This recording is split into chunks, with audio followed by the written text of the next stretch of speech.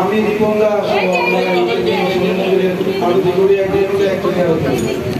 আরেকটি লোক যিনি প্রতিদিন ঝড় বৃষ্টি নাই পরিচয় নাই মন্দিরে এসে পরিচয় সেই সকল বাবু ঝর্ণায় বৃষ্টি নাই বাবা থাকে এত বড় কষ্ট কেন দিও জানি না সহ্য করার শক্তি ভগবান যোগ সুখ শৈবার শক্তি।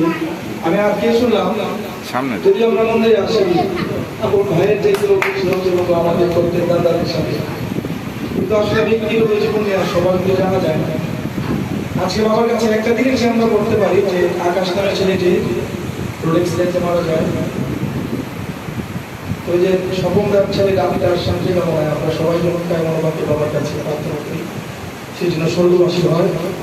আর বাবার একজন পরম ভক্ত আমি করবো যে রোদ নাই বৃষ্টি নাই তাদের আনন্দে কোনোদিন আমি মিস করি না। আমরা না আসতে পারি তাদের তো আমরা দাদা ছেলের আপনার সাথে আমরা এক মিনিট বাবার কাছে প্রার্থনা করবো। আজকে সমস্ত ভোগরাগের আয়োজন রাত্রিকালীন ভোগরাগের আয়োজন তারা করেছেন।